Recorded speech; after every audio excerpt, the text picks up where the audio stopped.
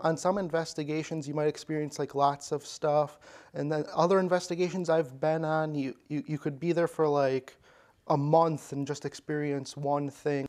Well, we'll contact, do the interviews, we'll do a walkthrough of the building, check if there's anything wrong with like their electrical equipment, because sometimes if you have a high electromagnetic field and like your power lines or your outlets, that can cause a feeling of paranorma, and some people are very sensitive to that, thinking, and they'll have hallucinations of hearing voices, seeing shadows out of the corner of their eyes. So that's one thing to show people, saying, oh, you have a high electromagnetic field right here, you might want to get your wiring changed, and that might fix the problem. These are EMF meters. Now, despite what some people may tell you, these are not ghost detectors. They're just tools for detecting electromagnetic fields. It's up to the researcher to decide the implications.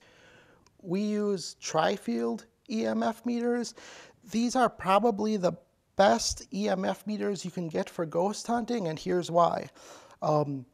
Electromagnetic fields are three-dimensional. They have an X, Y, and Z axis. These are the only meters that have three axes.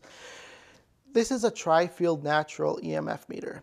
This is the only meter for under $2,000 that blocks out man-made AC fields like power lines and electrical appliances, so you get fewer false positives.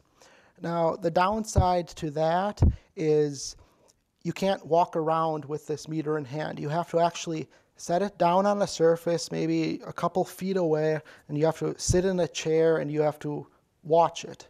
And the reason you have to do that is because this meter is so sensitive that it can detect the electrochemical impulses in your body when you move. But for that same reason, it's also probably one of the better meters that you can use for ghost hunting, just because it is so sensitive. This is the tri-field standard EMF meter. This is the one you can walk around with. It's not as sensitive as the tri-field natural EMF meter, but it is more sensitive than most other EMF meters. These are motion detectors. Mainly what we use these for is we put them around our equipment when we're going to leave like a camera by itself, just so we like make sure that nobody like tampered with it while we were away. If we want to be sure that we were alone in a building at a certain time, we'll leave motion detectors like at the entrances, just to make sure nobody like came into the building. And if one of these like goes off and you're not around, it's not necessarily a ghost. Don't jump to conclusions. A good thing to maybe do is maybe set a camera on the room or the hallway where you have one of these set, so if it does go off, you can see what's setting it off. This is a video camera. We use it for monitoring rooms for activity when we're not there. And also we might try like a control experiment. We'll maybe set like some objects down.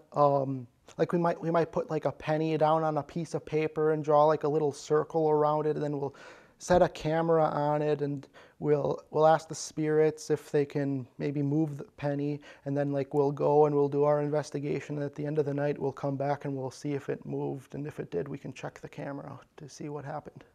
This is a digital camera for taking pictures. You should read through your camera's manual so you're familiar with all the different kinds of camera defects. For instance, if your camera is set to a longer exposure time and somebody's like wearing a black shirt and they walk quickly by the camera, they're gonna appear like a shadow person. I never come across a photograph where I could say something was paranormal in it.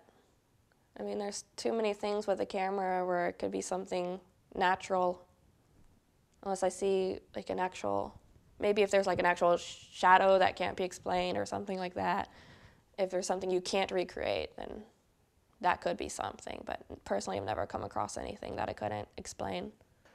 Okay, this is a digital voice recorder that we use for recording for EVPs, which are in theory disembodied voices caught on tape.